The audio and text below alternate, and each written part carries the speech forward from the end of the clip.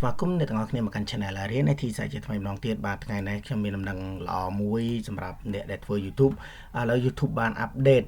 update cho muối nâng verify verification back on channel nè verify back nhưng bên này tha để channel đây từ tool ban verify nè từ tool ban verify giống đấy nè channel đây từ tool ban verify nè chẳng YouTube đang update đôi khi ngày nâng mà ngày tìm một pay pram nè ban bằng họ hả nè channel YouTube của ban bằng họ này máu nè YouTube Insight các ban bằng họ chẳng các ban update nè verify lại nè thế này verify lại nè chẳng nhầm cho một pray máu nè verification back on channel nè update nè chẳng when you see nè thích thích nhỉ nơi này thầy you see thích dạng này muối you thích dạng năng muối nè verification check mark next to a YouTube channel name it means that the channel has been verified by YouTube nè chẳng channel lại khơi nhà thích chẳng nè channel lại khơi thích chẳng bên này thầy YouTube có verify rồi chẳng ngày năng cứ có bản update update policy thông mayสำหรับ channel และ verify นะដើម្បីការពារ channel ខ្លះខុសឈ្មោះខុសអីអូខេឥឡូវនេះ about verify channel នេះ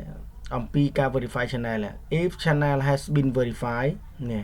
ប្រសិនបើ channel ត្រូវបានទទួលការ verify if the official channel is creator មានន័យថាអ្នកដែលបានបង្កើត channel ហ្នឹងណា artist ដូចជា artist ដូចជាវាតេតងជាមួយនឹងវីដេអូហ្នឹងណាឬក្រុមហ៊ុន public figure on YouTube verified channel have distinguished official channel from another channel នេះជាមាន channel ខ្លះវានៅខាងក្រៅនៃ YouTube ចឹងណាហ្នឹងហើយដែលវាមិនបាន verify អាហ្នឹងដែលវាគ្រប់ចំនួន 100k subscribe ណាហ្នឹងហើយវា similar name YouTube ដូចគ្នាដែលវាឈ្មោះស្តៀងជាមួយនឹង channel ដែលយើងបាន verify ហ្នឹងណាហ្នឹងហើយអូខេឥឡូវដើម្បីឲ្យច្បាស់ខ្ញុំនឹងប្រែជាខ្មែរឲ្យនៅក្នុងនឹងតែម្ដងមកបាទហ្នឹងហើយដើម្បីច្បាស់ទាំងអស់គ្នាអូខេឥឡូវយើងមើលទាំងអស់គ្នាមកចឹងគេថាសិទ្ធិទទួលបាន channel កាប់ទៀងទាត់ verify channel ពី YouTube ណាយើងនឹងចាប់ផ្ដើមដំណើរការដាក់ពាក្យសុំផ្ទៀងទាត់ឡើងវិញនៅចុងខែតុលាស្វែងយល់បន្ថែមអំពីការផ្លាស់ប្ដូរនៃកម្មវិធីផ្ទៀងទាត់មានន័យថាវានឹង update នេះវានឹង update verify នេះ verify check mark ណាហ្នឹងហើយនៅចុងខែតុលានេះហើយការ update ហ្នឹងអ្នកដែលទទួលបាន verify ហើយនេះអ្នកដែលទទួលបាន verify អញ្ចឹងហើយគឺវាអត់ដកវិញទេណាវាអត់ដកវិញទេអូខេឥឡូវយើងទៅទៀតមកអញ្ចឹងដើម្បីមានសិទ្ធិដាក់ពាក្យសុំការផ្ទៀងទាត់ channel របស់អ្នកអតិថិជនត្រូវតែមាននេះត្រូវតែមានប៉ុណ្ណា 100k subscribe ហ្នឹងហើយអញ្ចឹងមានន័យថាដើម្បីអ្នកទាំងអស់គ្នាអាចស្នើសុំបានលុះត្រាតែអ្នកទាំងអស់គ្នាមានចំនួន subscribe 100k ឡើងទៅបានអាច verify channel នឹងបានណាបន្ទាប់ពីអ្នកដាក់ពាក្យស្នើសុំយើងនឹងពិនិត្យមើល channel អ្នកឡើងវិញយើងនឹងផ្ទៀងទាត់បណ្ដាញថាមានភាពត្រឹមត្រូវអត់មានភាពត្រឹមត្រូវអត់អញ្ចឹងណានេះគេថាមានភាពត្រឹមត្រូវឬក៏អត់ channel របស់អ្នក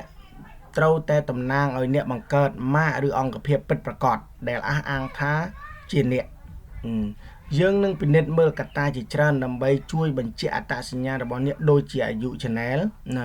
អ្នកឬក៏អាចស្នើសុំព័ត៌មានឬឯកសារបន្ថែមអញ្ចឹងមានន័យថាលក្ខខណ្ឌទី1នេះវាមានលក្ខខណ្ឌទី1នេះពេលដែលយើងគ្រប់ហើយយើងស្នើសុំទៅដាក់ verify នេះស្នើសុំដើម្បីដាក់ verify នេះដល់ពេលយើងគ្រប់ 100k subscribe ណាអញ្ចឹងវាបានប្រាប់ថាវានឹងពិនិត្យមើលនៅតំណាងគឺ logo ដែលយើងដាក់នៅលើ channel យើងហើយនឹងឈ្មោះអង្គភាព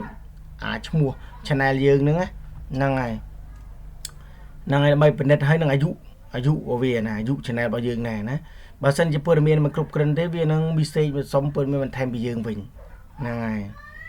បានបញ្ចប់អានេះលក្ខខណ្ឌទី2 channel ដែលអ្នកត្រូវដាក់ដែលជាសាធារណៈនឹងមានការពិពើបាទបានបញ្ចប់ដំណាក់កាលទី2គេថាបានបញ្ចប់ channel អ្នកត្រូវតែជាសាធារណៈនិងមានការពិពើរូបតំណាង channel និងមេត្តានិងសកម្មនៅលើ YouTube ណាអញ្ចឹងមានន័យថាចំណុចទី2ហ្នឹងគឺមានន័យថា channel យើងគឺជាសាធារណៈមានន័យថាយើង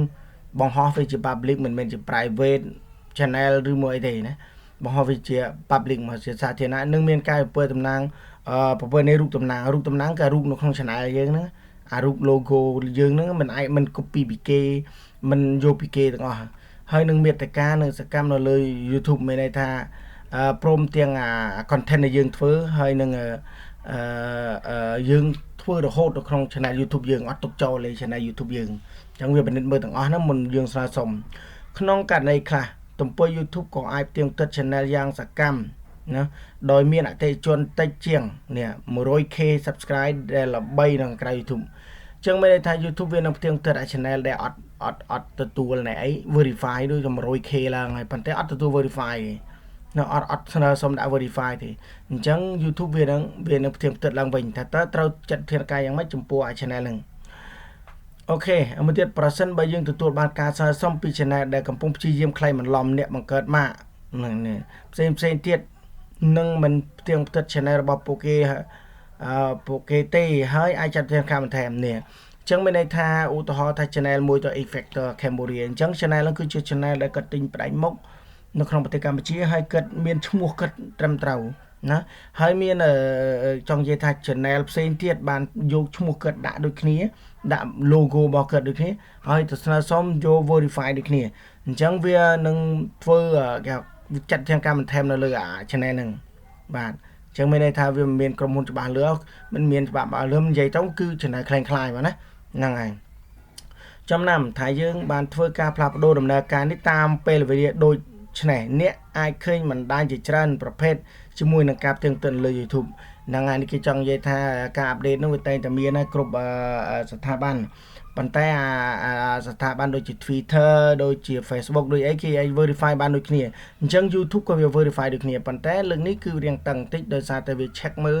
ទាំងឈ្មោះទាំង logo ណាតើដូចគ្នាឬក៏ខុសគ្នាត្រង់ណាអញ្ចឹងវានឹងផ្ទៀងផ្ទាត់check channel របស់អ្នកដោយគ្មានការផ្ទៀងផ្ទាត់ហ្នឹងអញ្ចឹងកន្លែង check នេះ verify channel eligibility នេះ will restart verification application process at the end of October នេះមានន័យថាវានឹងបញ្ចប់នៅខែ October ណាហ្នឹងអូខេឥឡូវយើងមើលកន្លែង check channel របស់អ្នកដោយគ្មានការផ្ទៀងផ្ទាត់នេះឥឡូវវា check ដោយមានការផ្ទៀងផ្ទាត់ណាchannel ដែលវាអត់ verify ប្រសិនបើ channel របស់អ្នកមិនត្រូវបានផ្ទៀងផ្ទាត់មានកម្មវិធីមួយចំនួនទៀតដើម្បីបែងចែក channel របស់អ្នកពីបណ្ដាញស្រដៀងគ្នាទៀតប្រើឈ្មោះ channel ពិសេសមួយនេះដែលជាតំណាងឲ្យអ្នកជានរណានិងប្រភេទមេត្តាដែលអ្នកបានផ្សព្វផ្សាយហ្នឹងហើយមួយទៀតប្រើរូបភាពដែលមានគុណភាពខ្ពស់សម្រាប់បាទប្រើរូបភាពខ្ពស់ដែលមានគុណភាពខ្ពស់សម្រាប់រូបតំណាងនេះរូបភាពដែលយើងដាក់ logo ហ្នឹងឲ្យមានច្បាស់មកច្បាស់តែ logo កដល់កអញ្ចឹងណាមកជាដាក់ព្រាលនឹងរូបអីរបស់អ្នកដើម្បីធ្វើឲ្យ channel របស់អ្នកមើលទៅមានលក្ខណៈវិជ្ជាជីវៈក្នុងលទ្ធផលស្វែងរកហ្នឹងហើយរៀបចំសិល្បៈនិងប្លង់ channel តាមបំណងដើម្បីឲ្យមានរូបរាងផ្ទាល់ខ្លួនហ្នឹងប្រសិនបើមាននរណាម្នាក់បន្លំខ្លួនអ្នកឬប៉ុស្តិ៍របស់អ្នកសូមរាយការណ៍មកយើងអញ្ចឹងមានន័យថានៅក្នុង channel នេះបើសិនជាមានណាបង្កើតមួយទៀត YouTube ដាក់ថា creator inside one ហ្នឹងស្នើសុំទៅអីគេ verify អញ្ចឹង YouTube វានឹងចាត់វិធានការថ្មីហើយដោយសារតែឈ្មោះហ្នឹងវាស្រដៀងជាមួយនឹងឈ្មោះយើងដែលយើងបាន verify លើកមុនហ្នឹងហើយនេះគឺជាបញ្ហាអូខេអរគុណច្រើនទាំងអស់គ្នានេះគឺជាព័ត៌មានថ្មីដែល YouTube update verification ណាback on YouTube channel អូខេបាយបាយជួបជាមួយខ្ញុំបាទវីដេអូក្រោយ